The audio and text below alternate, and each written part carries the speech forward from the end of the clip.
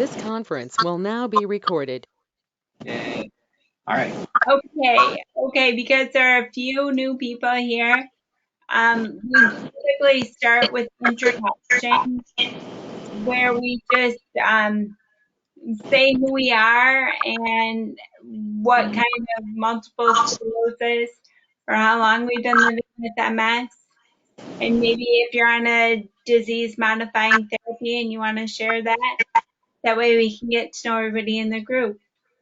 And I would say, Barbara, if you want to start. Okay, I'm totally new to this. This is my first meeting. I'm very happy to be here. I've had MS. I was diagnosed when I was 35, and I'm 70 now, so at least 50 years or so.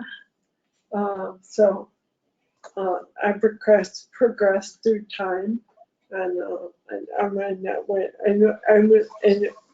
I'm in a wheelchair, motorized wheelchair. So I get a lot of help, and I'm in at home in Claremont, California, and what else? What else should I say? Are you on any sort of disease-modifying therapy, Barbara? No. Okay. I used to go swimming, but after COVID hit, then I stopped swimming. So hopefully I can go back soon, but because it really helps. But no. Okay. Well, thank you. Thank you for joining us tonight. Sure. And now, this is according to my screen. I'm going to head over to Sarah Pilcher, and if you wouldn't mind introducing yourself. Hi, I'm Sarah Pilcher. I've had MS. It'll be 11 years in July. I have relapsing remitting. I was diagnosed at the age of 24. No, 26. It all blends in. I am on Vermerity, so I'm on an oral medication. I'm sorry. Can I interrupt real quick? Yeah. Can Dan and Jennifer, can you unmute Sandra for her, or does she have to do her own microphone? No, it won't let you unmute other people because that would be a problem with confidentiality and like privacy rights. Okay, never mind. Okay, hold on. I'm trying to work through it. Hold on. Yep. Sorry, Sarah, you were saying? Okay. Let's see. I'm 38 now. I live in Little Rock, Arkansas. What else are we supposed to share? I'm trying to think of all the things. This is my first time to the group, and I'm just happy to be like in a nice MS group and find other people with MS. A lot of the groups that I had, they kind of, because of COVID, they kind of separated and went and did their own thing. And then I teach yoga for MS. And a lot of it's chair yoga because, as you know, we have crazy days where sometimes, for me, relapsing remitting, sometimes I can teach regular yoga, like with a mat. And other days, it's better just do it in a chair. So I'm here to listen and learn and support and grow. Well, thank you for joining us tonight, Sarah. And now I'm going to head over to Sandra. If you want to say hello, or Susan, I'm sorry, excuse me. Susan, if you wouldn't mind introducing yourself. Sure, thank you. My name is Susan. I live in Maine. I was diagnosed last July with the relapse and remitting. However, the doctor told me that I've probably had it for 22 years. I was just told for that whole time every provider I saw, I was told I was making up every one of my symptoms and it was my fault. So it's been rough for me because I've gone from living in my apartment, walking 7.5 miles a day, to moving into an assisted living facility within 6 months, and it's just horrible.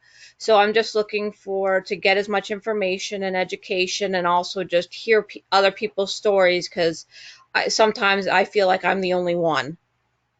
Well, thank you for joining us. And as you can see, you're not alone. And if you have questions, I'm sure everyone else surely want to share and talk. So Well, thank you very much. I appreciate it. you're welcome. And now I'm going over to Doris. Do you want to introduce yourself real quick? Hi, yes, I finally got on here after been many times I couldn't get on, but here I am. I was diagnosed in 1998 with MS, and so was my daughter. She and I were both diagnosed in the same year, and she's doing great.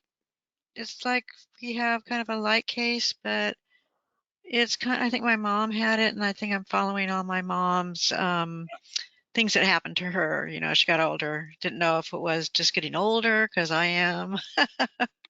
I'm 70. I'm 72. I'm almost 73. So I've been around, and MS really. It helped me when I went to groups when I got MS to understand what was going on, and really saved me from being alone and not knowing so many have the same thing. And it showed me there were others, and we used to meet in groups, and that was nice when we could. But this is even great coming on here. So I'm glad to be able to join you. Yay. Well, thank you, Doris. It's nice to see you. I'm glad you're here tonight. Thank you. Thank you. Yeah. And now I see Myrna. You're in the right place now, dude. Yeah, you're here with your people. So last week I was logged in, but I couldn't log in because I have this bad Wi-Fi, and I had to wait for you to upload the video. You uploaded the video. I sent it to everybody I know, and I'm busy texting them because they're too nervous to come on board. And I said, a lot of people don't have their picture. Some people called in. Don't worry about it. Just do your thing. But a lot of people are just uncomfortable. They want to live in their bubble. So I am the bubble burster. So I'm trying. Well, that's good. Because this group, and I've been to many, and this group is by far the most amusing. Just the most amusing, the most informative, the most relaxed, the most welcoming. And I'm sorry I couldn't really be in the last live group, but I figured let me show up today. My backstory is my brother has MS. He's a motivational speaker, and he travels the whole state of Florida. I live in Florida as well. And he just talks about, he used to work for the MS Society, but they wouldn't let him do anything because he's not on any disease modifying therapies. And when I got diagnosed, they told me I had primary progressive. It was getting worse every year. 8 years in, my doctor said, I ride a motorcycle, and my doctor said, come 2020, you will be in a wheelchair. You will be incapacitated. You have to take the drugs. And all of COVID and quarantine, somehow I got on a link as being a doctor, and I'm going to the consortium of MS centers, and my doctor is speaking, and I will go watch her lecture because I'm not in a wheelchair. I'm not wearing any AFOs, KFOs, HKFOs. My orthotist doesn't understand, and walking and running and everything's fine. I just doing my thing. So I pretty much got involved with listening to what doctors say, and I took a test to be an MS specialist, but they won't give me my certification because I'm not a doctor. I paid $350 to take the test, but I guess you can't do that. But they'll let me go to this seminar in October for the consortium, so we'll see. Yeah. Well, thank you for joining us tonight. And look forward to hearing more. And we just want to continue with the introductions. And I'm just going to shoot over to Mary Pettigrew really quickly and let you say hi. Mary. Hey, hi. Well, it's lovely to see all these faces and all these people from all sorts of different places. And yeah, I'm Mary Pettigrew in Dallas, Texas. I was diagnosed in 2001, and gosh, I'm see now I was all full of stuff to say, and now I'm stumped. I got sidetracked trying to get sweet little Sandra on there.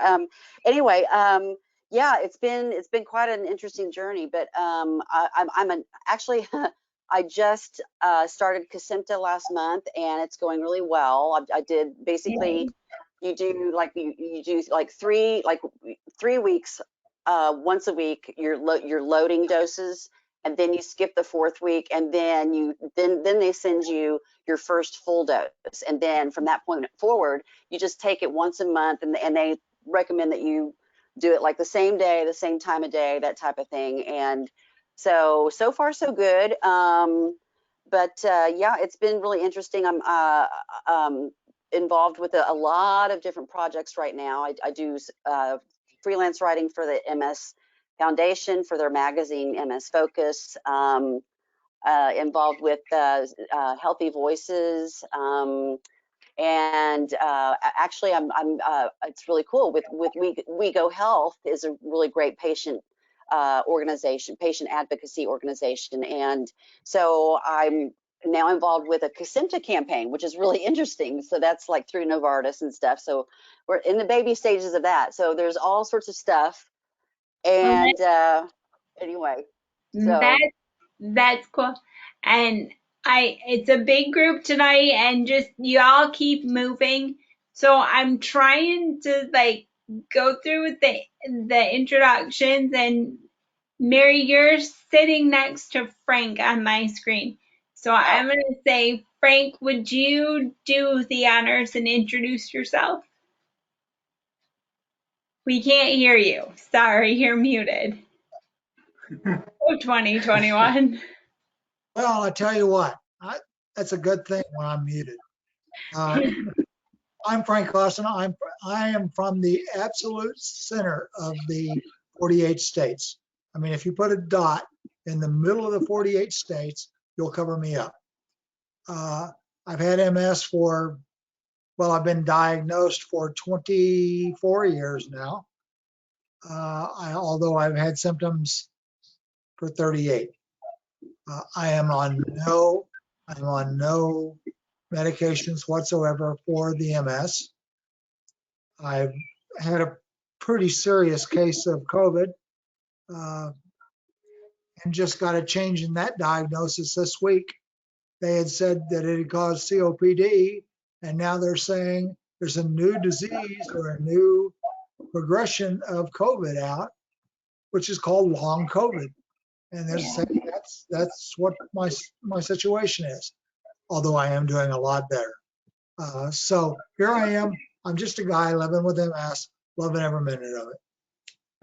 Well, thank you, Frank. And now I'm going down to Tim. Hi, Tim. Thanks for joining us tonight. Hi, thank you so much. I just got done putting my my twin girls to bed when I jumped on here, so a little bit out of breath, but I'll live. I'm Tim, Fredericksburg, Virginia, originally from Chicago.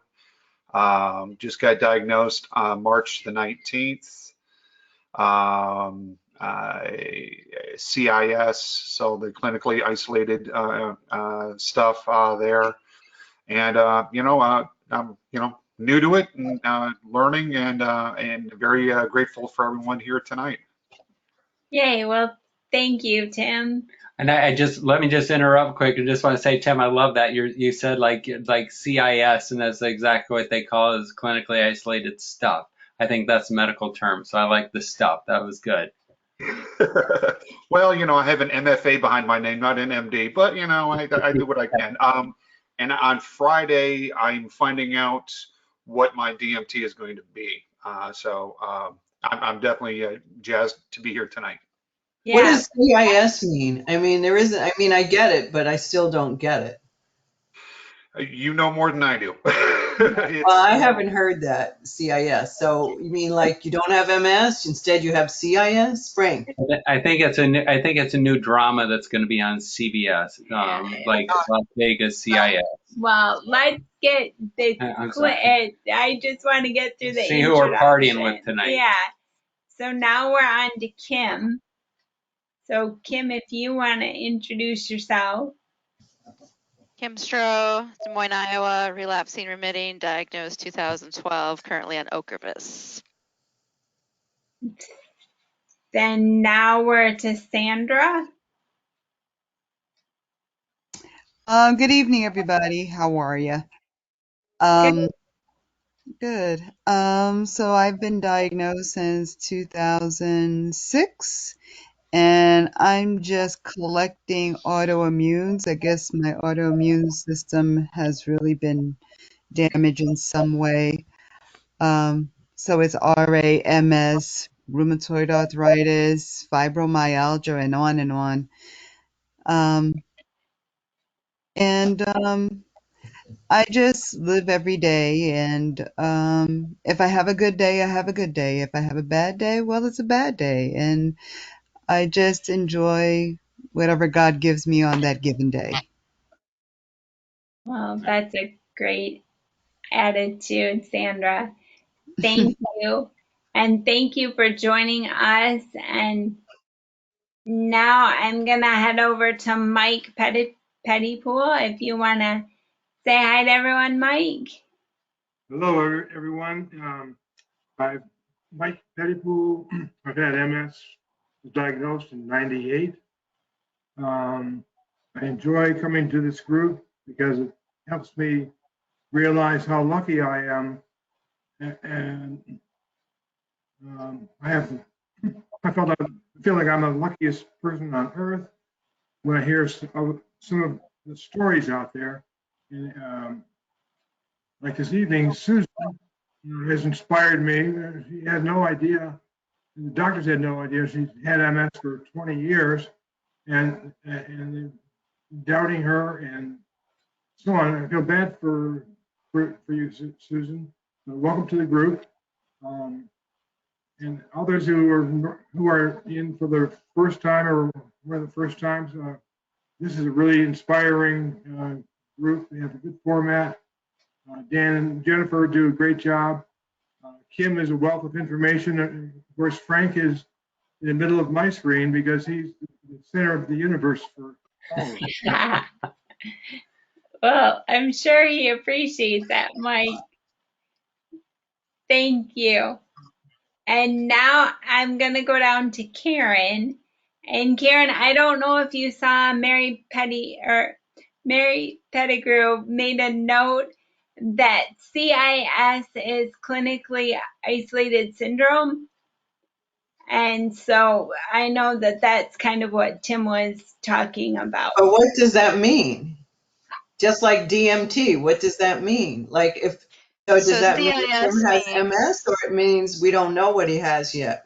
So multiple sclerosis means you have multiple flares over a period of time. CIS means you've had one flare. They don't see multiple flares over a period of time. DMT so it's a flare, but it's a flare. It's not like lesions or. Yeah, like lesions, like you have within space and time, you have had multiple lesions or flares over a period of time. But if you've only had like one incident, they're going to diagnose you with CIS. Okay. And 12 lumbar punctures. Okay, I'm Karen, and I know. I mean, it's just so maddening with this disease that there's so many acronyms and so many things, and like as if it took me 20 minutes to get in here. I mean, I tried 10 minutes ahead of time. The website is very confusing about how to log in. Then my computer wouldn't take me there. And then they're saying you got to download the program. So then I went to my tablet because I didn't want to do it. And again, they said you got to download the program and you got to do this and you got to do that. And there's like underlines and click here and click there. And I don't know, somehow I was able to get onto something in Jerusalem today, even though they're under siege. So I'm like, something needs to be fixed. But anyway, I'm Karen and I'm in Oakland, California. And I just really want to thank Dan and Jennifer, everybody else too, but you guys and Rick, because it's obviously Rick's vision and this structure that you're having to maintain with the cats that are jumping around, and that it's really been a great thing, and you guys really hold the space amazingly. We're good people, all of us MS folks. We're good people. Right, but you need But structure. it's a group none of us want to be in, but once we're here, we rock it. We do a good Right, job. but you do it. Take the credit. You know, you Oh, do it. You know, thank you there's a structure, you know, otherwise it wouldn't be as successful. Thank you, Karen. And I'm gonna shoot over to who is the person S? Shauna? It's just the letter S. I think that Sandra, but I think she started with her phone first, and then she's got her computer. So you've already, I think you've All already. right, I got you. Thanks, Mary. Sure. So then we'll go over to Elizabeth. Do you want to say hi to everyone, Elizabeth? You're muted. Hi. No, she's not. Not anymore. Sorry. No, I was muted before. I'm Elizabeth. I've had MS, diagnosed with MS for 17 years. Sorry, I'm a little foggy today because I got my second COVID Pfizer shot yesterday, and it's been just giving me some gnarly aches and pains, and then I'm trying to do it without taking any pain relievers because I read the jury is still out on whether they will dampen your immune response. So yeah. So I'm just trying to tough out these couple of days. How long it lasts. And sorry. Sorry, my phone is on mute, but my watch didn't get the memo, and it's over there and it's ringing at me. But I've had MS 17 years. I'm an Ocrevus for 2 years, and I love this group. It's just been wonderful. It's been really interesting because I know a few people from the group from different areas in the MS universe. And it was just lucky that I got to come in and everybody was here. Yay. Well, we're glad you're here, Elizabeth. And I think I finally got the screen to stop moving. And Shauna, I am so deeply sorry that I didn't say hello to you, or we didn't say hello first. Like I said, I got the MS and stuff keeps moving. So Shauna, would you mind introducing yourself to the group? Sure. My name is Shauna, and I actually came a minute late, so you probably didn't overlook me. Okay, super. Thank you. I was diagnosed in March of 2015, blindsided by the diagnosis because I actually went to seek medical help from having fallen from the end of a 9-mile walk, and the pain in my arm just didn't go away. So 2 months later, I went to see a doctor, and they sent me for an MRI, and the MRI came back and said I had MS. So I was completely caught off guard because up until that time, I had no symptoms or anything that would lead me to think something was wrong. But regrettably, over the years, even though I was diagnosed with relapsing remitting, I have never had a lapse or relapse to my knowledge, but I've had progression continually. So I'm at the point now where I'm almost unable to walk. I still am able to walk short distances. I have to use a rollator to walk further distances. And tomorrow I go for a 3-hour kind of fitness work evaluation to try to retain my job. Okay. Wow. Well, thank you for joining us tonight, Shauna. And I'm sure we all look forward to talking more. And There's one introduction more to make that I totally forgot. This man sitting right next to me. Well, that's two because then she'll have to introduce herself. I'm Dan Diggman. I live in Michigan with my lovely wife, Jennifer. I've had MS for 21 years, and I am recently transitioned over to Ocrevus. And this is the last introduction of the night. And hi, I'm so excited. There are so many new faces here. Yay. I'm Jennifer Diggman, and I have secondary progressive multiple sclerosis, and I'm taking Rituxan for my medicine, and that's my story. So now that we've all like introduced ourselves and everything, I'm bad at this. I suppose. What? Yeah, I'll fill in for her. I mean, everybody, because there were several people that, like, we started talking about things, and so everyone's itching to bring something up. And I think, Tim, you're going on you're switching to a DMT or going on a DMT Friday. Do we need to start a pool and a betting thing over what drug you're going to get? Yeah, by all means, go ahead and start a betting pool on it. Yeah, we're talking with the doctors on Friday, and they're going to, let me know what I'm going to be taking for that. So, yeah. Any good recommendations? Starts with O. And Tim, I had a question.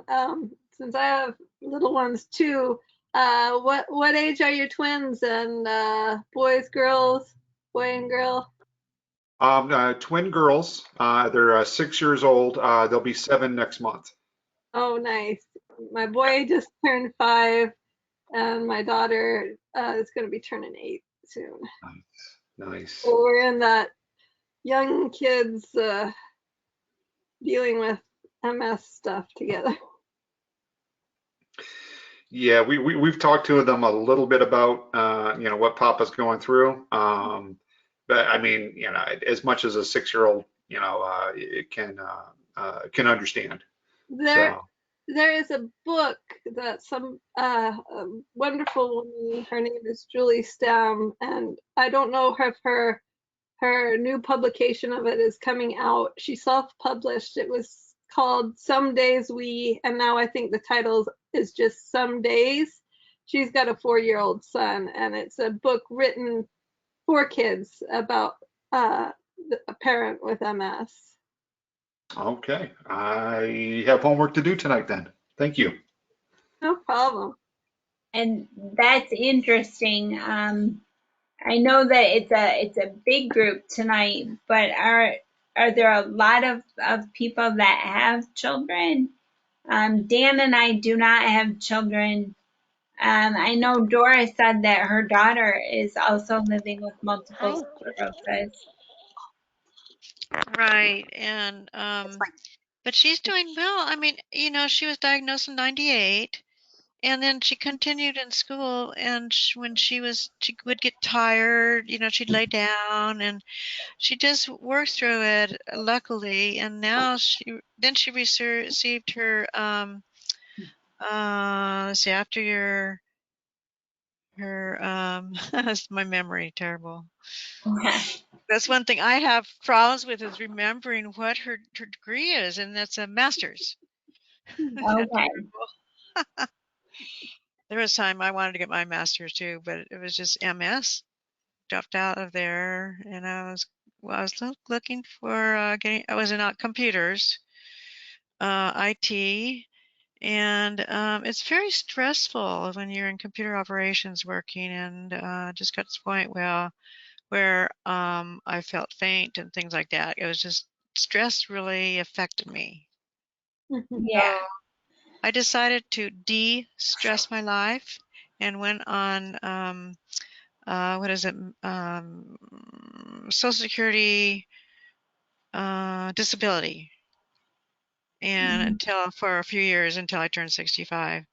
So that really helped, because once I was away from that company, my stress was relieved. Once I left that day on the way home, the dizziness went away, and it's just interesting how your brain, gets what does it get?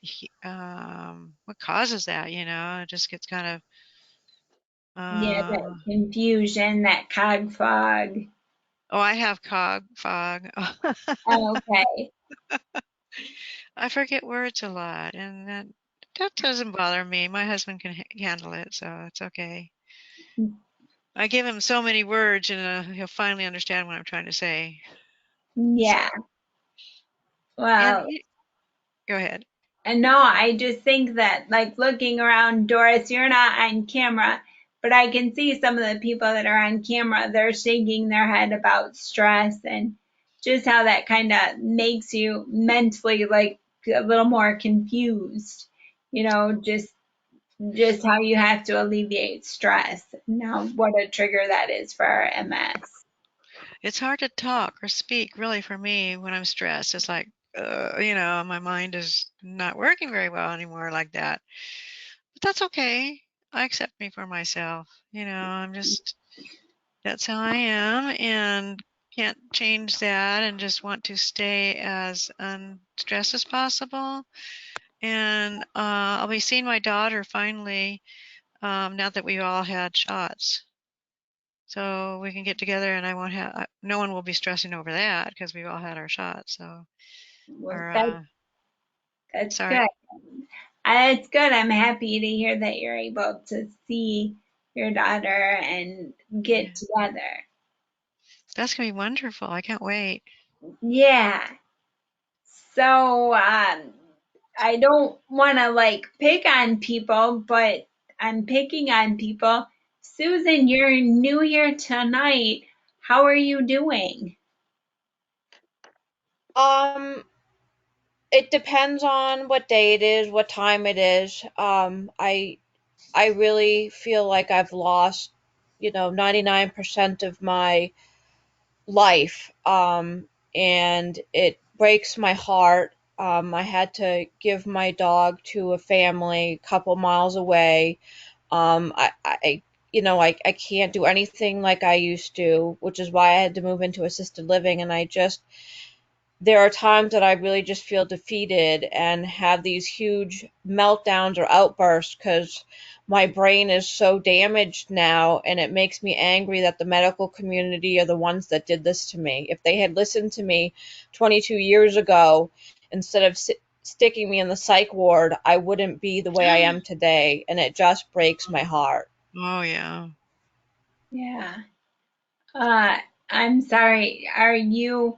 Did you say, are you on any sort of like therapy or treatment or anything right now? Yes, they started me out with the Tysabri late last year, but that just was not working well for me. So I just started taking Zeposia 2.5 weeks ago, maybe. And in order to take that med, they had to take me off um, Newdexta or new something or other. And ever since taking me off of that, my emotions are just out of control. So I meet with my new MS neurologist on Thursday, and I have to talk about physical therapy, occupational therapy, medication, just all sorts of things. And I just feel like my mind is just running in a circle, and I can never remember what to say. And I'm autistic, which causes me to remember everything, whether I want to or not. And now I can't remember what I've told somebody, and it really just crushes my soul. Like I just feel lost. I'm sorry, and I'm sure we all kind of not maybe understand to the degree of what you're going through, but we all we all get it. And we were talking about at our last meeting how it's really helpful, like when we go see doctors, that we write things down. Just questions. Just I don't know if you've done that, if that would be of any help to you, Susan, or just. Yes, I have made a list of who I need or what I need referrals for, and kind of where my symptoms are right now and what I really feel need to be addressed. And I'm hoping that this new doctor will listen and be helpful. And I am really glad that I found this group, because being in an assisted living facility in Maine, I just feel so isolated, and I don't know anybody that's ever had MS. And so, like I said, sometimes I just feel like I'm all alone. Where are you at in Maine, if you don't mind me asking?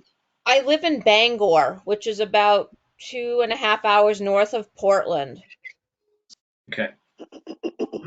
Jennifer and Dan, can I something in here about Newdexta for Susan and anybody else who's having trouble with their emotions? I've been on Newdexta for about 5 years, and I just went on Medicare, so I have new insurance and stuff like that, and having trouble getting my drugs approved.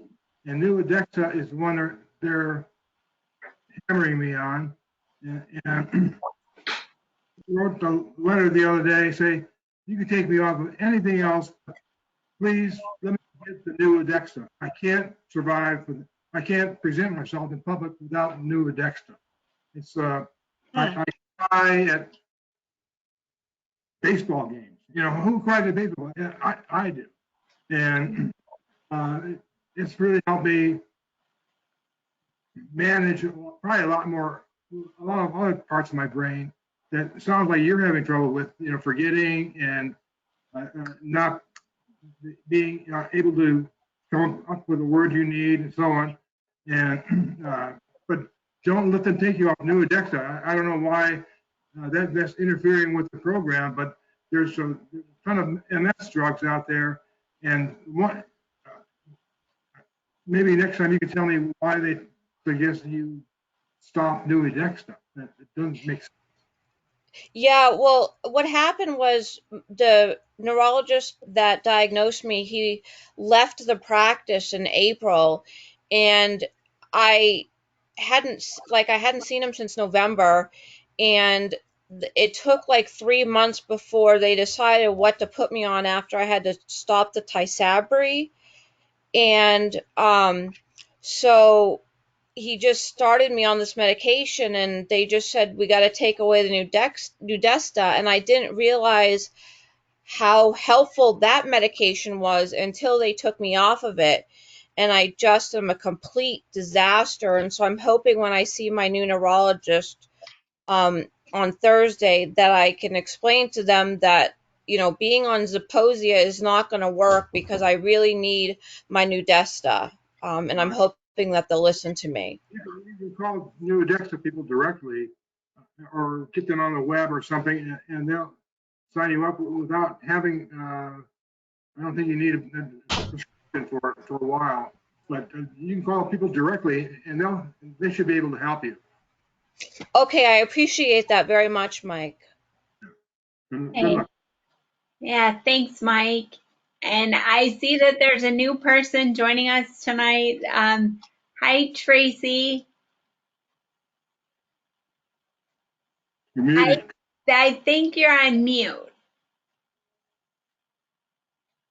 Yep, it was. Sorry. Oh, no problem. We just went around and kind of introduced ourselves to the group. Okay.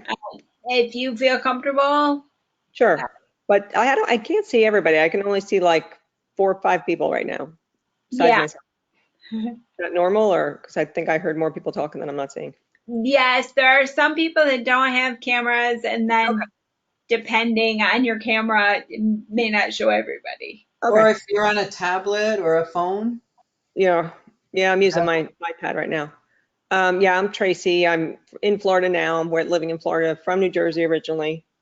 MS for 16 years. Secondary progressive.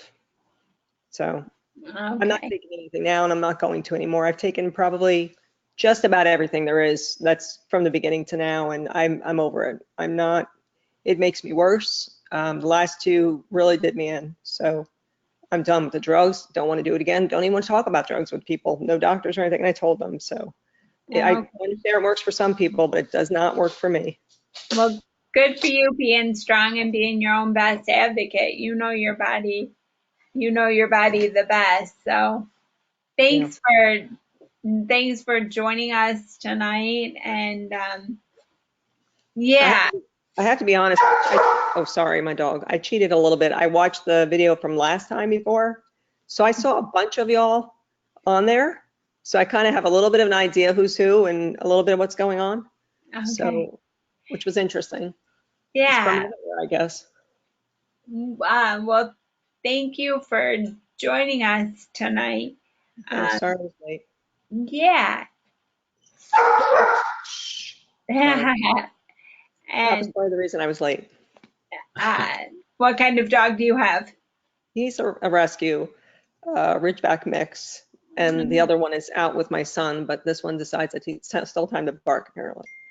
So they always do that. Yeah. We should know that I met Tracy at a Can Do function 4 years ago. And so she's been a great asset in my life, and I'd like to think I've been one for her as well. Yes, yes, you have. So little groups you can in real life. I mean, maybe not now, but you can meet them in real life, and we all help each other.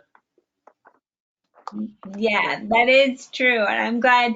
I thought that potentially some of us, I mean, we know each other and we're friends, but some of us have never met in real life, but feel like Mary and Dan and I, we go way back and feel like we've known each other forever. So it's good when you can actually, meet and get to know people. So yeah. So Mary, how are you doing with your Kesimpta?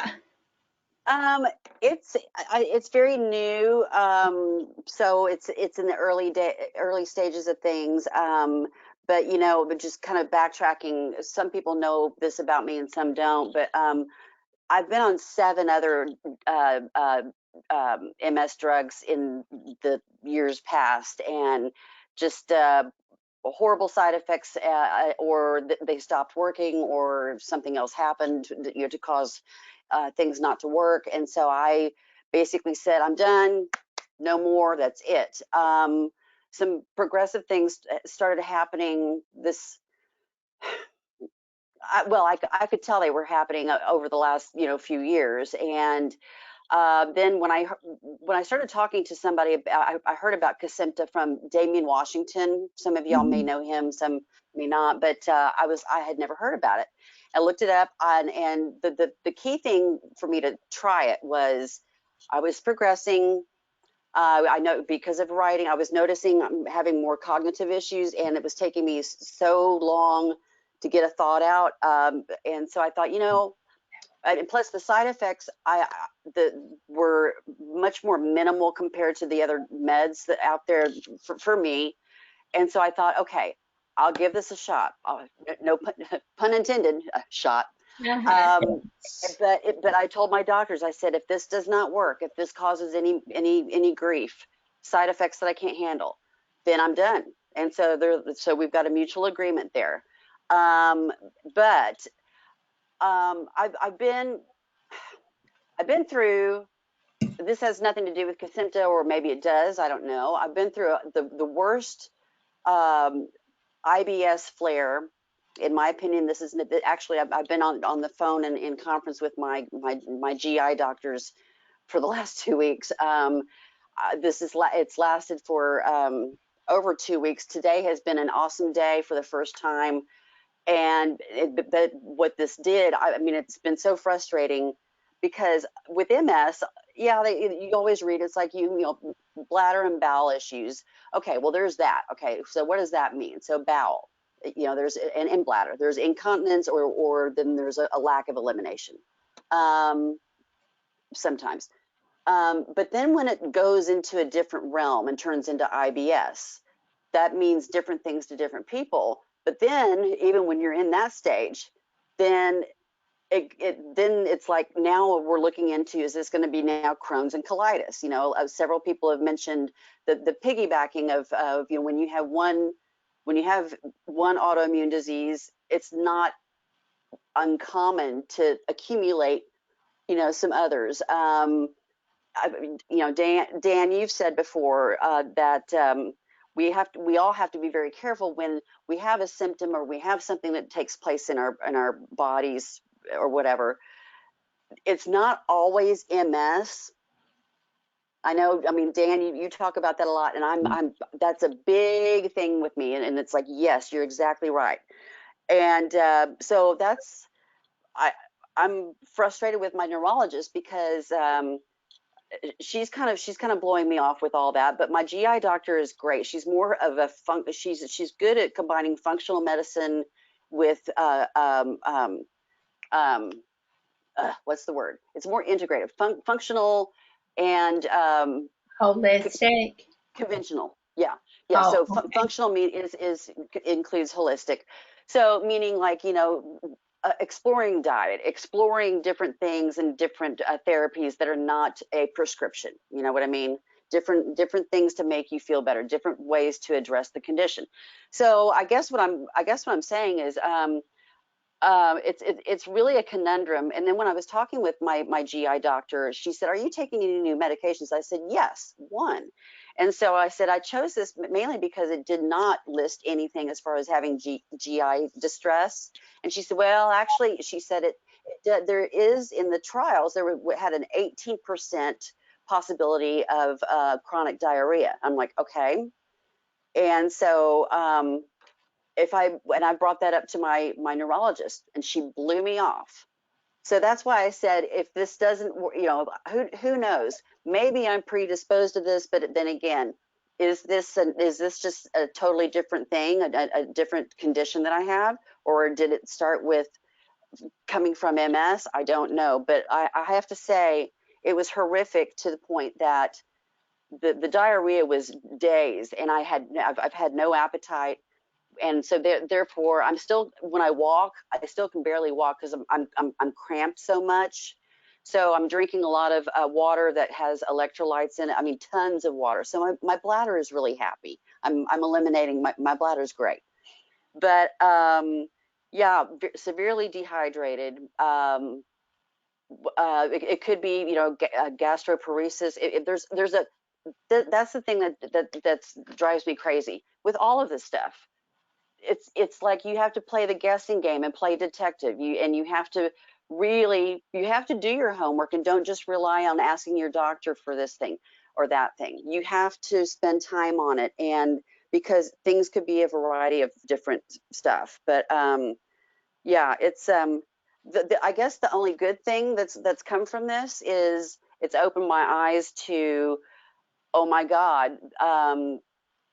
there's something going on here, and I need to explore this. I need to experiment with, and I think a lot of it is what I eat, but also I've had a lot of stress, and that was like the week. So, so anyway, I'm jabbering because that's what I do. But all this stuff kind of hit at once, and then it just went into a different direction. But yeah, but. We just have to be careful. And in fact, my next little question here, and I'm just curious, and I just, if you don't mind, if I can throw this out, you've heard me say that I've been frustrated with my neurologist. Yeah. I'm with an MS clinic here in Dallas, UT Southwestern, a really good reputation, great people. But it's easier said, how do you go about, I'm open to any advice. How do you go about firing your neurologist and getting transferred to another doctor within that same clinic when you're dismissed and when you're ignored? I did it. You just do it. You ghost the old one. No, I've too. There's an affiliation. I've done it. Of a hospital. Okay, so how do you do that? I don't want to see you anymore, and I want someone else. No, you just ignore the doctor you don't want to see, and you sign on board with another doctor. That's what I did. Yep. Okay. And then they ask you, well, why don't you want to see that doctor anymore? I don't feel like I'm being listened to, and I need to see somebody else. I just Okay. usually, I was raised to answer a question with a question. And so when I asked, why don't you want to see this doctor anymore? I asked, why are you asking me that question? What is their agenda? Do they need my money? Well, there's got to be an agenda. Just answer the Good question, one. be an annoying woman, and just keep asking questions, they will leave you alone. Okay. I roll. Just keep asking questions till they get fed up with you, and then you'll see your new doctor.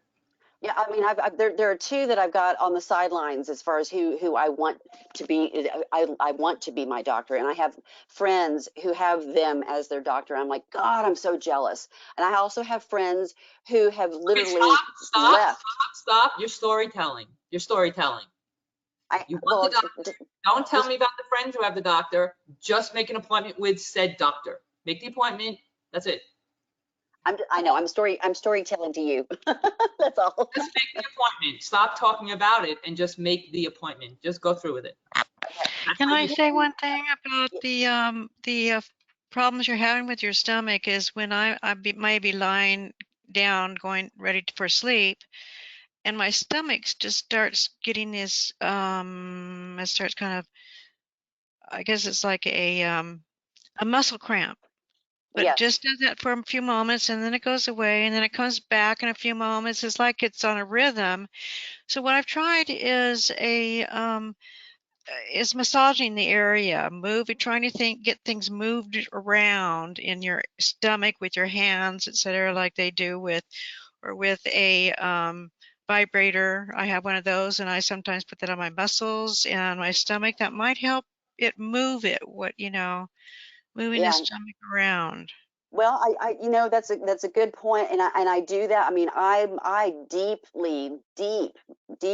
do deep massage on my abdomen, and Okay. and I do have the hug, the spasticity, which is deep underneath my rib cage, and so so there's a bunch of stuff. I mean, this has been ongoing for quite some time, and it's been nasty, but and one thing, and it's a habit, and I'm working really hard on it. I get kind of peckish, and I want like a snack when it's time for bed. Think about it. Your digestive system, it's gravity. Food has to go down. You need to move, or you need to at least sit up. And I like to get a snack sometime. And but then when I lay down, well, think about it. So then when it sits in your stomach and you're laying flat, it just kind of sits there. And so I've been dealing with nausea and when I wake up in the morning, and it takes me a long time before, but I feel better. And that's because I've been just kind of laying there with all this junk in my system. Stuff, all the acids. Yeah. I just want to say something for like 2 seconds about that issue with the IBS. Last drug that I took was Ocrevus. I know a lot of people take it, they like it, that's great, doesn't work for me. What I will say, what happened was shortly thereafter, I mean within weeks of the first infusions, I had major issues. Yeah. Ultimately, they said, the doctor, the gastro said, I think it's ulcerative colitis. The way he said it wasn't definitive in my mind, but he felt that's what it was. And then I went back to my neurologist and I said, hey, any side effects with with the ulcerative colitis with this? He looked it up. Well, yeah. Yeah. I'm not doing it. He goes, well, let's try, another dose. I said, no, you try dealing with ulcerative colitis. It's basically like IBS, but every damn day. I'm sorry. But that diarrhea wipes you out. That is not something anyone should have to go through. And that's what's continually made me worse over the last year or so. Tracy, you're exactly right. And that's the thing that has me crazy, because all this, because the orals, years ago I just tried tecfidera and Aubagio, and it's almost like day one with tecfidera. Yeah. My gut went wacko. And when I quit all those drugs, I mean, it didn't subside. I've been living with this nonstop. So one more thing on that. What I did do, because someone suggested it, that I met at physical therapy, one of the physical therapists, I started intermittent fasting, but I do it every day. And frankly, it's easy. And I'm going to tell you that in the year, I started actually intermittent fasting in September. Since then, I can count on one hand how many issues I've had. in the bowel area, having that explosive mess. It was every day at one point until they put me on steroids, and I got off the steroids. And he didn't put me on any maintenance drugs because when he first did, that made it worse. Yeah. So I went on steroids, and unfortunately I was on those for so long, it screwed my body up even more in other ways. But just doing the intermittent fasting, which is basically 8 hours of eating, 16 hours of not, and it's pretty dang easy. And if you adjust, if you have any food allergies and stuff like that, but I got to tell you, that's the best thing I've ever done in my mind for me at this point. Now, I'm a weak mess, and Myrna hasn't seen me since I gotten this bad, but I can't, I've been in a chair for a while because I can't walk. But my arms got so bad. My right one's not working now at all, which it was limited before because I got so weak because being on the prednisone and all that crap. I'm telling you, I've tried to get rid of all the drugs that I'm taking for MS. I'm down to, I still take Impura because it helps my mobility of my extremities. And I still take low dose naltrexone because it seems to help a little bit. And I'm off of baclofen. I've stopped all that stuff. I just don't want anymore. I'll take supplements, but I just, it's too much. And eventually I might stop Impura and I might stop the other, but right now I'm not. I got to finish getting better with physical therapy. But I think I know that bowel thing it's horrible. There's nothing, no way you can describe to anybody who's never gone through that. It wipes you out. It's horrible. I mean, I was taking Pedialyte. I was doing everything because I know you're destroying your body with even just water can't do it.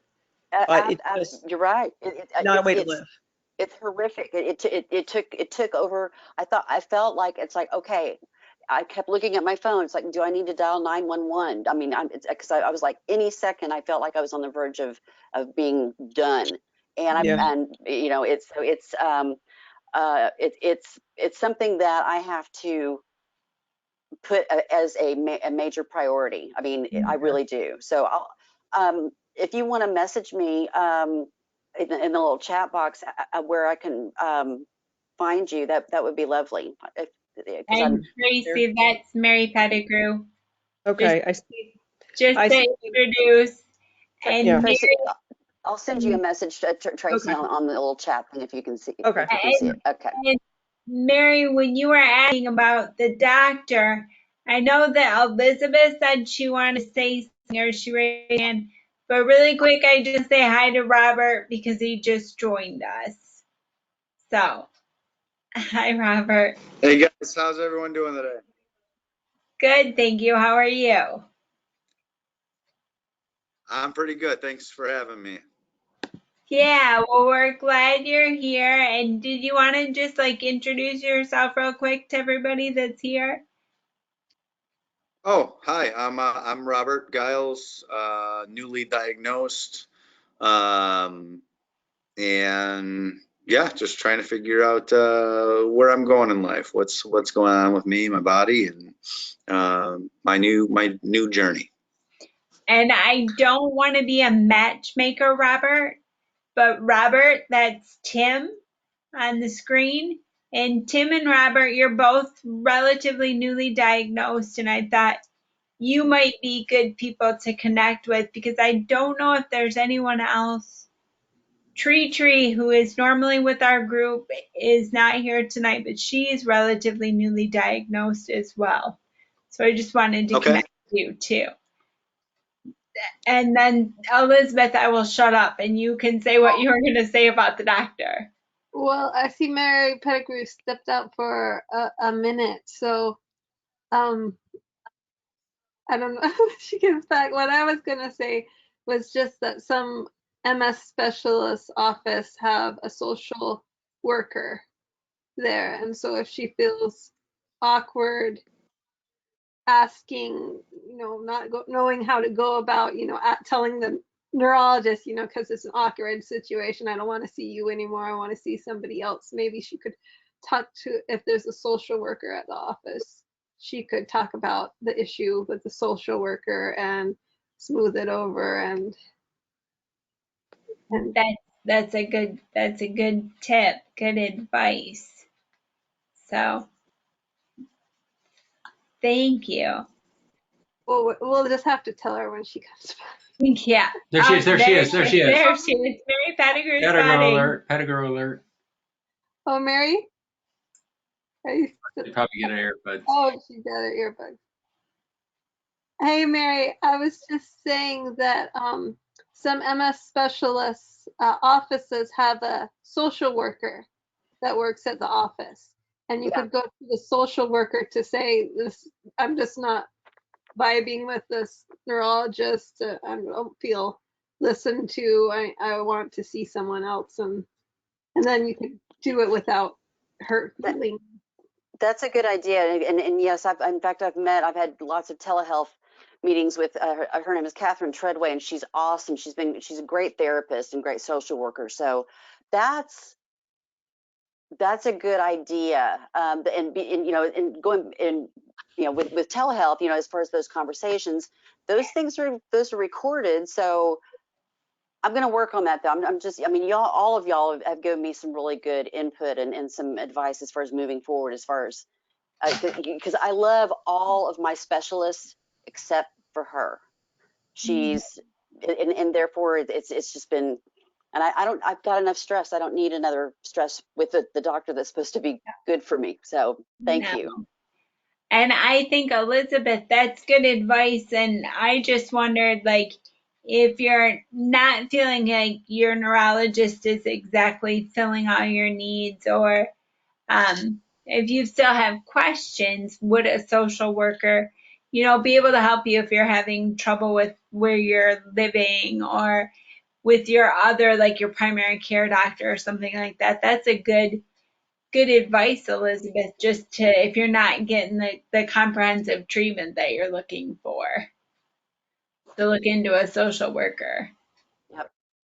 My social worker is I've had my hand raised for a half an hour. My social worker is my absolute favorite person, because she's the only one who isn't as time limited. She doesn't have this 20-minute slot or a 10-minute or a 30-minute. And she does so much more than what you suggested. And I recently talked to the daughter of some friends of mine. She's a social worker, and she reminded me of my social worker. They just look at a really big picture. And one of the things she suggested to me, I was wondering, I have something very specific I wanted to bring up to happen to me today, but it touches on what a lot of people do. But she has suggested palliative care, and I thought palliative care, I thought that's for pain management. And apparently it's also for managing disease, that it's just too much. It's too much to take all this on. And I wanted to share a few things. Like, one, I got a UTI like 2 weeks ago, and I'm getting urinary incontinence treatment from the gyno-urology nurses. And she called to change my appointment. I said, I think I'm getting a UTI. And she said, well, we'll do a UA while you're here. And then it turned out that they didn't do a culture. So it got thrown away. I didn't know. And then I have a great team, but the team I have is like Mary. This is like from a lot of people have. I have a great team, but it didn't come easy. And it doesn't mean my team is always spot on and great. I just have to keep swatting away the flies. I have to keep finding what works. Like in my case, there's only one MS specialist. And at first I was okay with her. Then she was just emotionally inappropriate with me. And there is the only game in town. I think clinically I get the best care from her, and I found out she has a nurse. So I don't know where everybody else goes. She didn't tell me there was a nurse. I just happened to find the nurse. And the nurse has been like my lifeline. She's been the one. And she said, I've never worked with a doctor. I think she's the best doctor in the whole system. I've never worked with anyone that thorough. So I had to hold that and say, okay, I don't like the way she talked to me when I was first diagnosed, but let me hold on to the good part, and my primary is amazing. She's amazing. So I get this UTI, I get a prescription, and I still kind of feel like I have one. And I had a follow-up with her on the phone on Friday, and she says to me, well, you have an atrophied urethra. I'm like, I didn't wake up today with an atrophied urethra because of your age. And then, spent the whole weekend with this shit in my head going, what the hell? She's never done that before, and I know she's overwhelmed. They open up the clinics. And so then I called the nurse, and she got on it right away, and she did digging around. And she said, it looks like the culture got thrown out and they didn't do a culture. So, you cannot just even your most trusted, my primary care, she's my best. She's wonderful. You cannot just accept, you know, in your gut, in your heart, something doesn't feel right. You can't do it. And like Tracy, I totally identify with you. I'm not on anything, and I'm glad I'm not, because for me, it's just not right for me from all the information I got. And you just constantly have to be vigilant and change providers when you need to and when you don't. And I'm like Myrna, I don't just, and today I had a call from the life care planner because I had a pulse, but I wasn't really sure about, do I have a health care? And my friend's daughter said, you know, you can write your own end of life wishes. You can write it any way you want. You can do this. And I talked to this person, called me, and I was so angry by the time I was done with her. I was just so angry. And I was supposed to do a follow-up with her. And I was just so angry because she kept asking me and over, well, if you had somebody. And it's like, what part of no, I don't, or I don't want to do that? Like, you know, I'm not going to fight with these people constantly. You know, it's like, you know what? I'm going to find somebody else. Then she kept saying, well, if you signed on with kp.org, I don't want to. I mean, to the point that I'm screaming at her. And I said, you know, I don't want to. You know, it's just, I shouldn't have to feel that angry. So it's just, I'm just much better at like, you know, I'm not going to follow up with her. I'm going to find somebody else. I don't need this. It's just, it's a constant thing because about stress. So because she's a nurse with MS, she's like a bridge with the specialist. And she looked it up and she said, well, you know, and I actually have another antibiotic, but we're both, and I'm an RN, and it's like, you should really get another UA to, you know, before you start taking the antibiotic again. And then, oh, they don't have appointments anywhere. Oh, the phone number doesn't work wherever it is. You know, there's just a constant. It just doesn't end. And, you know, she's saying, you know, it's stressful on you to have a UTI and to not get it treated. So I'm wondering, has anybody seen Bart's blog? It's from London, because I found it's called Bart's blog. I don't know, the long and the short. It's neurologists in London or England or Europe, neurologists, researchers, and patients. And they call it a blog, and you really know who the doctors are. But I think it's just a space where they shoot the breeze, where, you know, it's like, I'm not worried about peer review. I'm not worried about evidence base. Let's talk about what we're finding. So I just found it so useful. And he said that this time, you know, it's so frustrating that the patients during COVID are all like going, I'm going downhill. Why am I going downhill? What's wrong? And he's talking about, you know, social stimulation and, you know, and I'm even wondering, like, I feel like I have social stimulation. Look, you know, like, is this enough? You know, is it enough to do that? And the lack of physical activity and like Shauna and you know, I got diagnosed in 2018. I'm like two years. I had a cane. Now I have 5 walkers and I'm headed for a chair. So it's just headed for a chair. You're not headed for a chair. You're not. You're not. Well, it's easy to say that.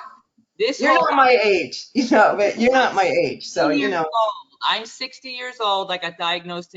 I had symptoms in 2012. My husband dropped dead in 2013. I got diagnosed. The shock of the symptoms. You're the second person whose husband died and got diagnosed. Everything is all about perspective, Karen. When I sat in my doctor's office, the one that I'm going to go see at the consortium at the annual meeting, she brought in the doctor that was taking over for her. She ended up leaving the practice, and 2 other doctors. And they preached and preached about the drugs. And I looked each of them in the face, perspective. And I said, love your sermon. Yours is kind of boring. Yours is interesting, and you have to work on it. I'll come to your church. I'm not a believer. And my doctor looked at me and said, I will still be your doctor. I won't be happy about it that you don't take DMTs. And I said, that's fine with me. If you don't be all these doctors telling you stuff and you're an RN, and if you've been an RN, then you would know that doctors look at you and think you don't know anything, you're not a doctor. And even though you know better and they're making a bad call and you have to sit back and watch the bad call, you don't have to do that, because now you are the patient. And as a patient, you have more authority than you did when you were a nurse. I have to tell you.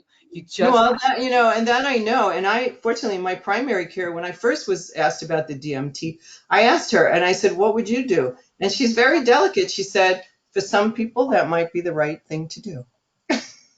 And then another time I went to a conference and there was a Stanford doctor there. And again, they're pushing Archivist. And I'm not saying anybody who's on it that they shouldn't be. It's for me. You know, I'm almost 70. It's like not likely to help me, just me. That's all I can say. But, you know, he was pushing it. And then I said, you know, boy, after that, I couldn't sleep. I thought, did I fuck up? You know, should I have done it? Should I have taken it? And she said, Karen, if the drug companies were sponsoring that meeting, she said, I thought she was kidding. She said, you know, I've gone to meetings and they said, put on your 3D glasses. And they mean it. And they put on, and she goes, it's very easy to walk out of these meetings and feel like, oh, I've got to do it. Sorry, Myrna. Why don't you do what I do? So I got roped in right before COVID hit. I was Dr. Silva. Someone thought I was a doctor. I got pulled into all these meetings. I've been going to doctor meetings. I have like 528 CEUs to be an MS specialist. Well, I'll get your contact because I don't have the brain to do this anymore. You just need to be the person. It doesn't matter what other people say to you. That is irrelevant. What matters is what you know, how you feel, and where you want to get to. Stop reaching to other people to give you the answer. Find the answer within and make it happen. Yeah, well then, so then I've declined in 2 years. So is it my fault? So did Tracy. And how do you think Tracy got in this whole diet thing? You have to start somewhere. Oh, I was going to say that I've been doing intermittent fasting forever, not because it was a thing or I knew about it. I just have never, ever in my entire life gotten up in the middle of the night and felt like a snack. And I don't usually eat for hours. So I've just done it. And I'm so glad I do that because I'm regular, you know, like I feel like I'm regular, but I don't think, you know, for everyone can do that. You know what? You are a junior neurologist. And I'm saying this because you live in your body, you know yourself best. And yes, the doctors could help you along the way, but you need to help yourself in doing a little bit of research and trying to understand what's going on inside of you because they're looking at you objectively, but you are the subjective one seeing yourself internally. And the young lady, I don't know what your name is, who's shaking her head with the purple, I love you. The one who's taken so many classes because I think you're on the spot. Yes, absolutely. The doctors could tell you a lot of things, but you are in charge of you and you know what works and what doesn't work. And if you take a medication, it doesn't sit well with you, you need to speak up. And if, you know, and then, you know, it is difficult when Mary Pettigrew just said it's more than just MS. You're right. It is more than just MS because I've got like 4 autoimmunes and one that they can't classify, which is the fibromyalgia. How do I know which one is which?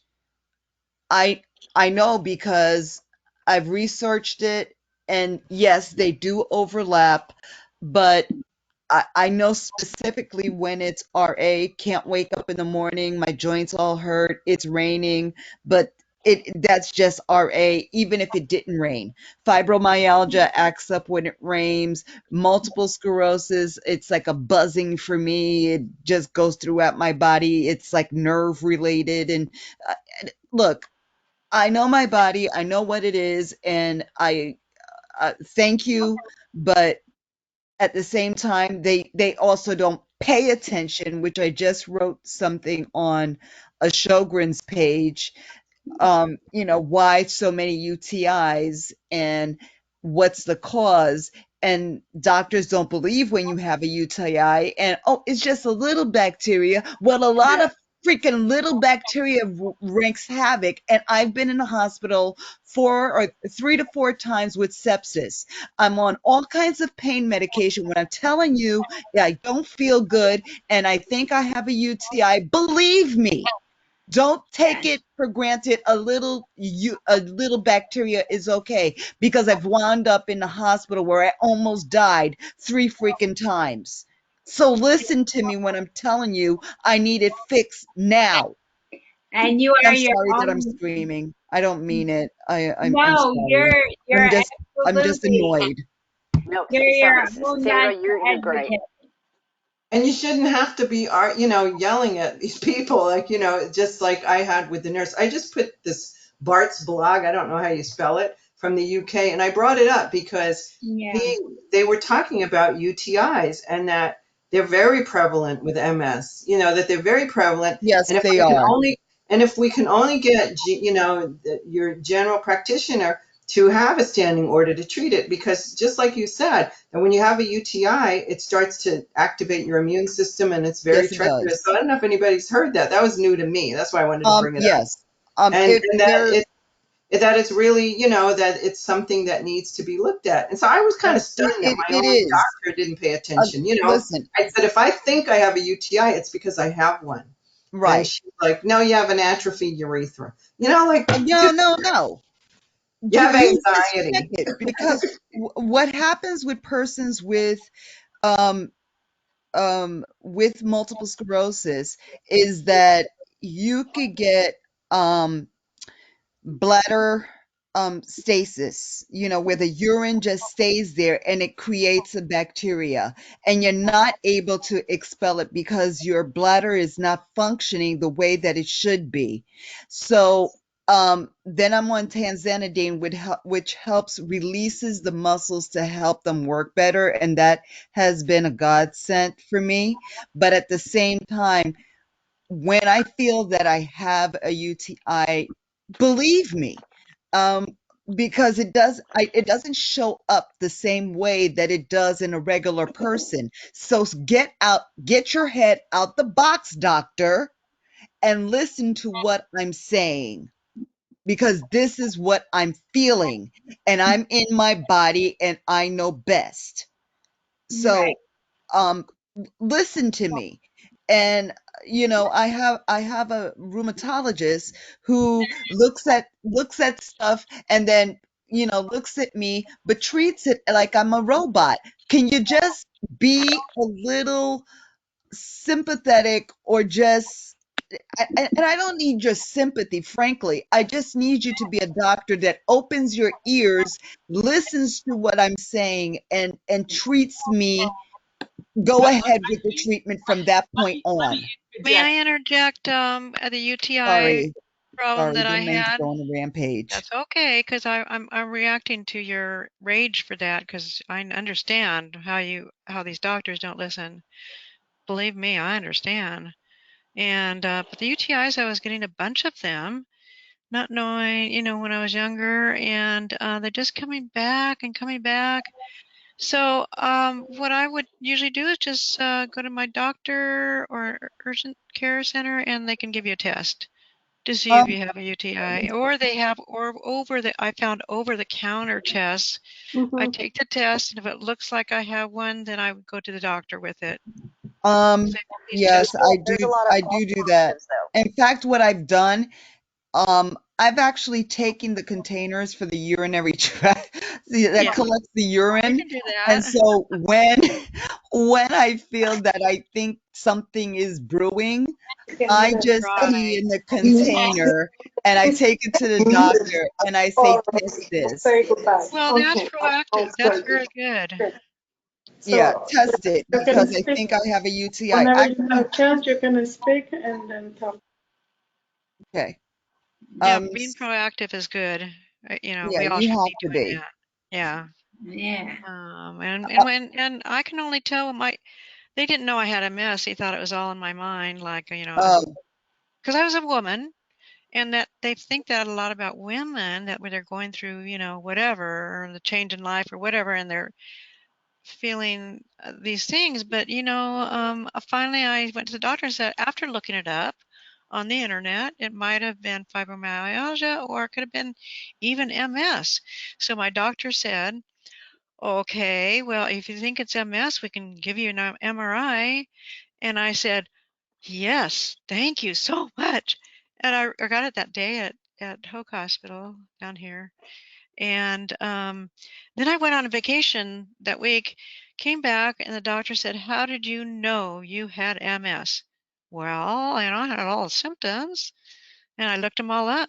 and it led to MS. So I had the test, and I'm glad he suggested it, or maybe I would have eventually, you know, not knowing what it was all about then. But you do have to speak up, and you can speak Exactly. up. Yeah, Absolutely. You are your biggest advocate, that's right. Can I, and you have to stand up for yourself. You're absolutely 100% right. And you're your own best friend too. so Absolutely. Yes. my new neurologist, I told him, look, this is what I want to do. These are the tests I want to do. He sent me, I want to do a sleep study. I have no reason to do a sleep study, but hell, we're all tired, so might as well do a sleep study. Why not? So I get to the woman who does my evaluation. I fill out a questionnaire. I don't fit any of the criteria. She looks and she says, why did your doctor send you here? I said, he didn't send me here. I'm just covering all the bases. I'm just ruling out everything that I might have. Right. Just That getting makes it. sense. And so she's like, oh, okay. I said, so if you need to write something down for the paperwork, I have insomnia. So she wrote it on the paperwork as insomnia. Wonderful. And You don't correct your own. having MS, you do have insomnia because there are days when nights where you just can't sleep, you know, My and point is, the less said, the better. You just think about what you want to have done. You go to the doctor, you say, this test I want to have, this test I want to have. And when they say to you, well, why do you feel you need that? You give them the blank stare. Is that a no, I can't have the test, or yes, I can have the test? Oh. girl, I need to exchange numbers with you. I love you. See, that's why I sent you, Myrna. That's why I messaged you. There's something, you are the shit. I mean, you are the shit. And you know what, You made my Mary, night. we met on a support group 7 years ago when I first retired working from home because I just couldn't do it anymore.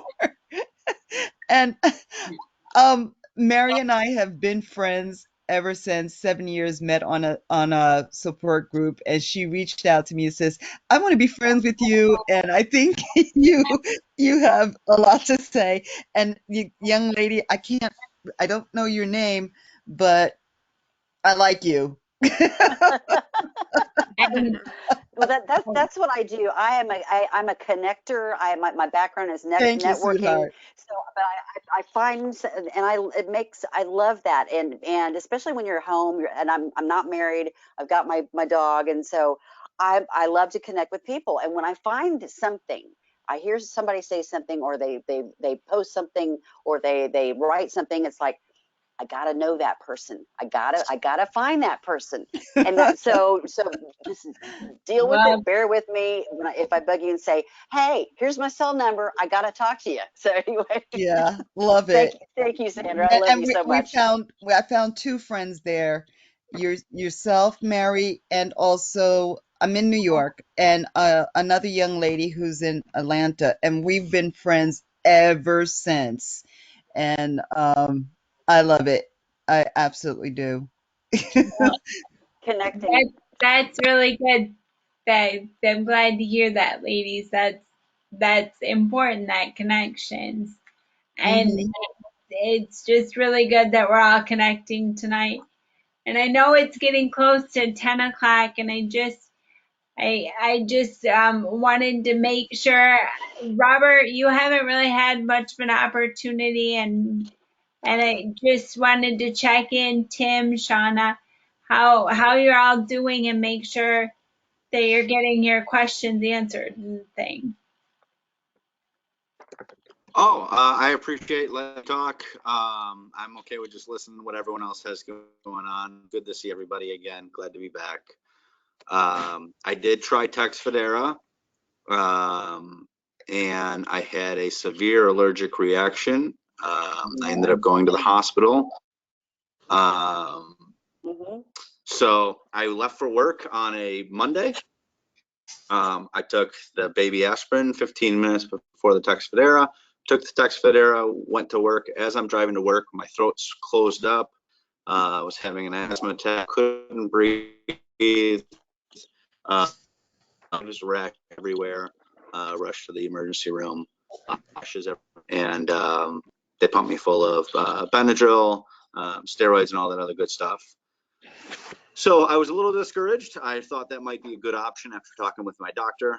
That might be, one of the better options for me to try for the first time. It was not. He said he had put 1,500 people on this pill, and he hadn't had any reactions like that before. Octaravis,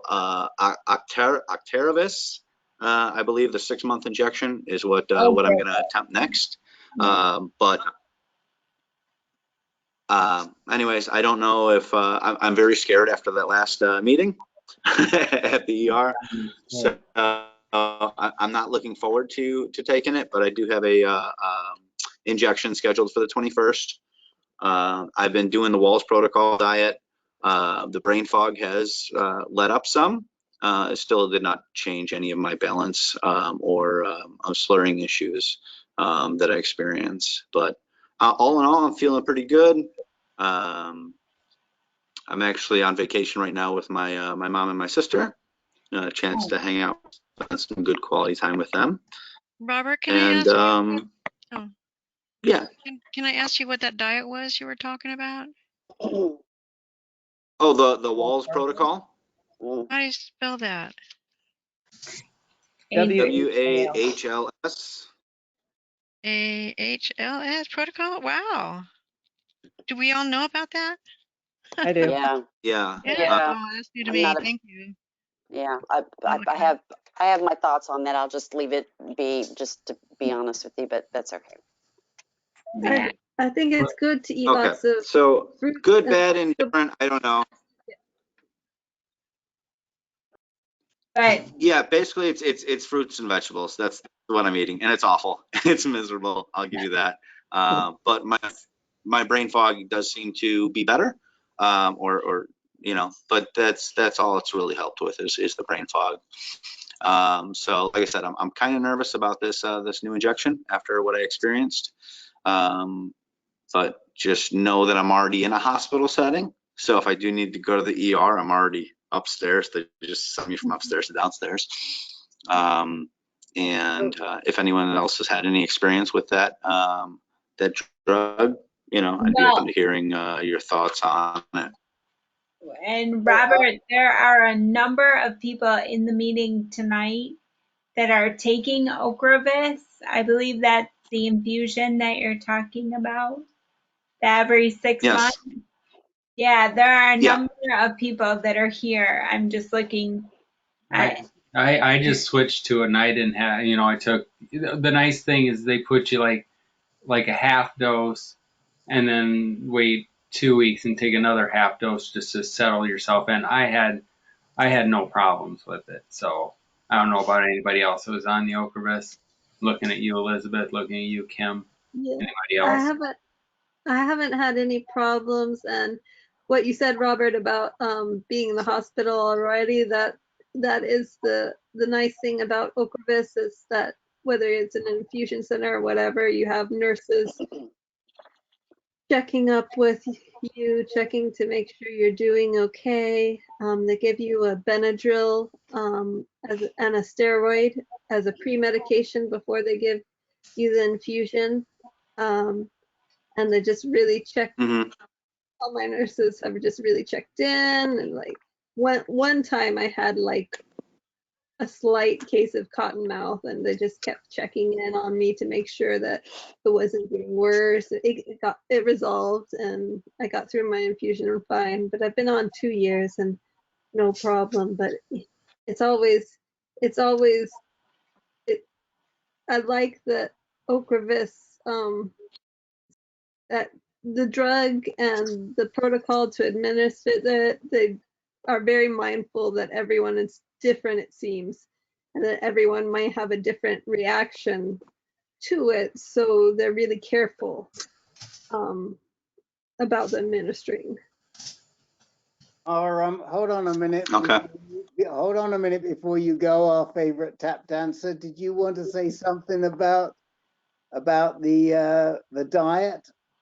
Oh, about the Walls protocol? Oh, I heard Mary say she has some thoughts on it, and I started pretty wholeheartedly on the Walls protocol when I after my relapse in 2018, I went on Ocrevus and I started the Walls protocol. And I was really like, because I've been doing, I started on the swing diet with my mom, like the minute I was diagnosed at 20. And I've always been on some kind of MS diet to manage it as long as I've had MS. And I like the wall, I like the vegetables and the fruits and the concentration of just giving your cells the proper nutrition that they need, because that's what fuels us every day. But I don't like the dogma, you know, and the kind of the attitude of this should work for you, and if it's not working, you're not doing it right. I've run into that with the Walls protocol a little bit, but it's, you know, you just make it your own. You take what you like about it, and then you leave out the parts that you don't. She also combines it with a lot of functional medicine. You know, I mean, there's it's not evidence-based. You know, I have friends that are like totally into nutrition and they swear by it, not with MS, but she also, you know, did a lot of other things besides what she eats. So it's, and she's unique, you know, I mean, she's unique. You know, if you can say, well, we have 500 people who've improved, then I'll be like, okay, but it's always better to eat a better diet than what most people do. Yeah. I think Yeah, what Elizabeth was saying. Since March to 30 and the pounds. reason why I like the You know, diet, and that can only be March since February. that was a problem for me. I went on the keto version, and at the time I was very, I was already underweight. So when I went on the keto, I was just losing too much weight, and it actually gave me digestive issues, and I just scaled it back and went more on the first tier of the diet because it just seemed to work better for me.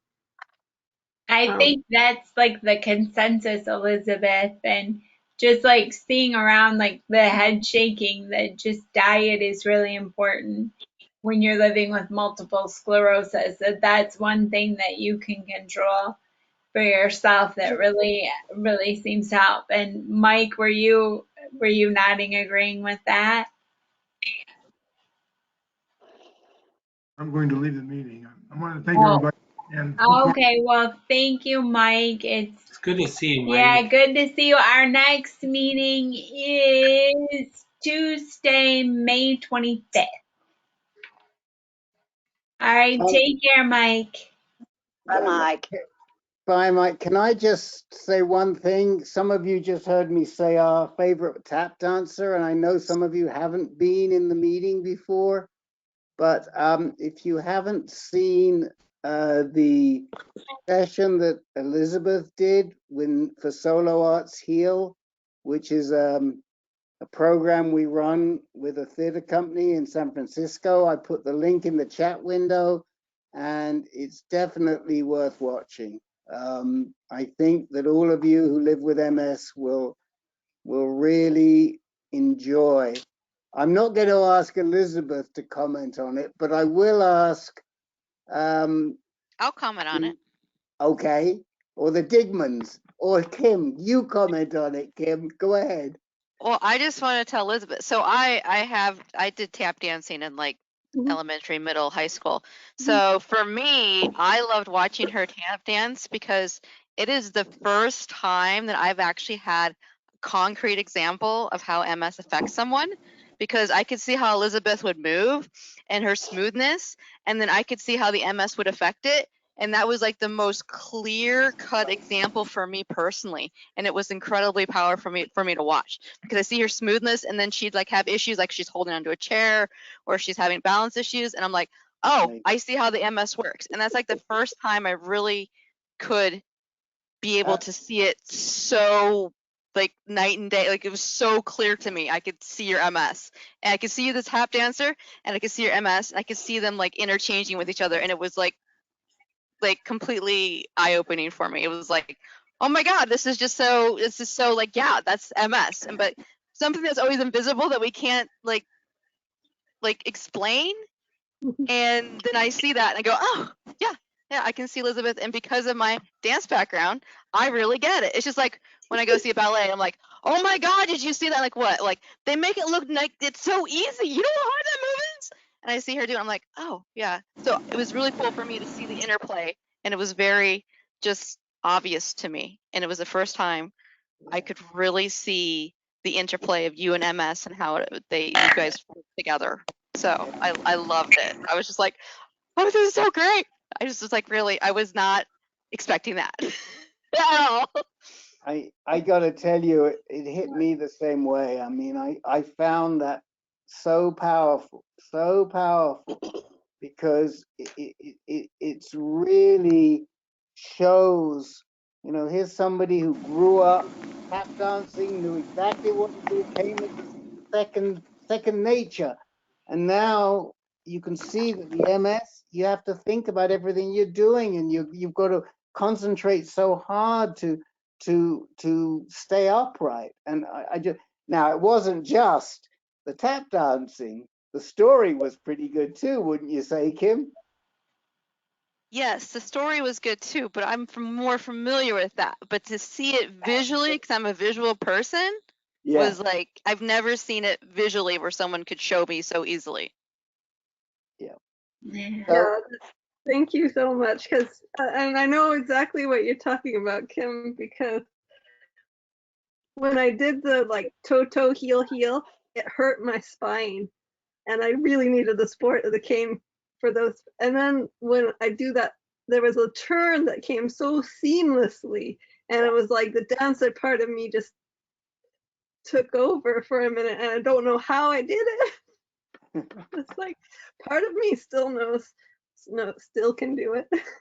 Yeah, it was really good. And like I say, the chat, it's in the chat window. If you just click on it, it'll bring it up in your browser, and you can watch it, or you can go to Solo Arts Heal on our website, and it's linked at the bottom. If you go to the Solo Arts Heal, you'll find it at the bottom. But we want to thank you so much, and it was really amazing. And oh, look. And thank you. I Aw. gotta say thank you. I really like it. I'm really excited to start wearing it. Nice. Well, it was a good group tonight. It was a big group, and I hope everyone got their questions and their opportunity to talk. I know it was a big group, like I said. So, if there's anything that you did want to discuss and you didn't discuss, there's features on the website where you can put your questions. And also we have another meeting on Tuesday. I'm doing math, people. Tuesday, May 25th at 8:30. Same place. Hopefully you can join us. But in the meantime, if you ever want to connect with Dan or me, I know it's like a really overused medium, but Facebook or AnCan website or Twitter, we're out there, and so many of us in the group are too. So any questions or anything you want to connect with. Yeah, and I just good luck, Robert, with you say that's May 21st is when you're doing your Ocrevus.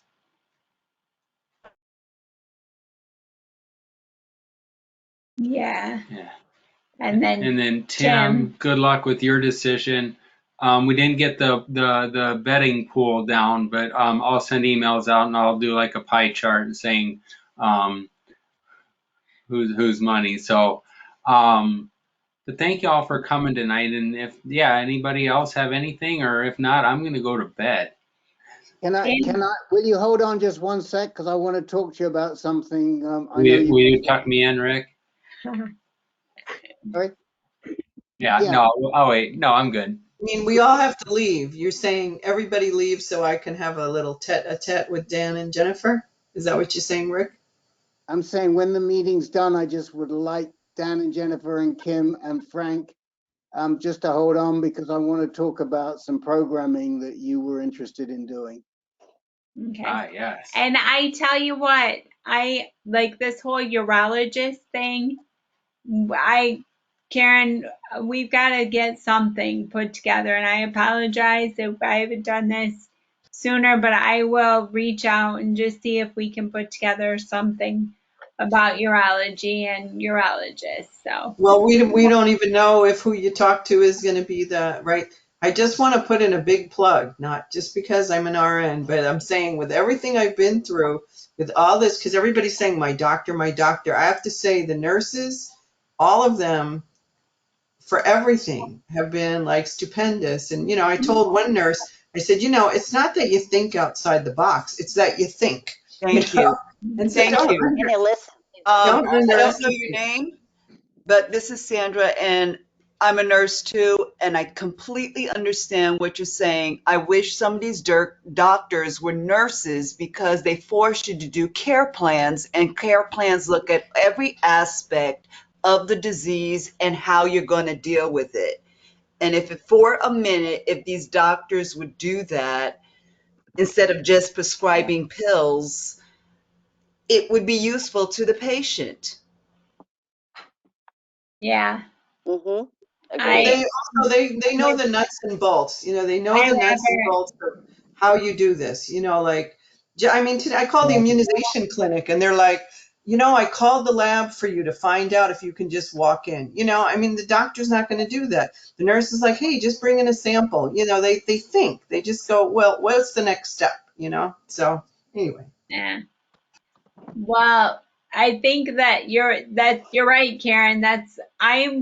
We are going to get some put together for urology. I think that's like an overwhelming need for the MS community. So, doctor, nurse, whoever's going to help us, we're going to try and find something to put together. Just one question to the group.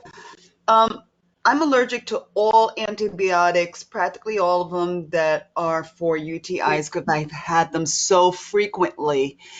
And that's one of the other reasons why, like, I may have to go to the hospital, get treated for a simple UTI because there's not much I can take over the counter to treat it. And that's why I'm so proactive in figuring out, do I have a UTI? Test my urine, please.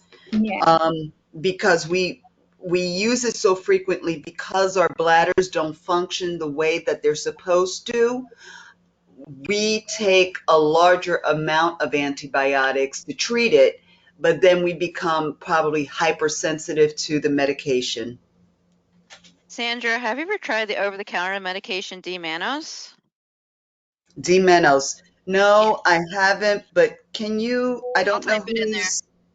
who's doing this, but can you find some way to write, thank you, sweetheart, I love you. Yeah, so when I was in Gilenya, I did pretty well in Gilenya, except I was UTI insanity. And my UTIs are so bad, my husband's like, I am not going to touch you because every time I touch you, you get a UTI. He was terrified of me.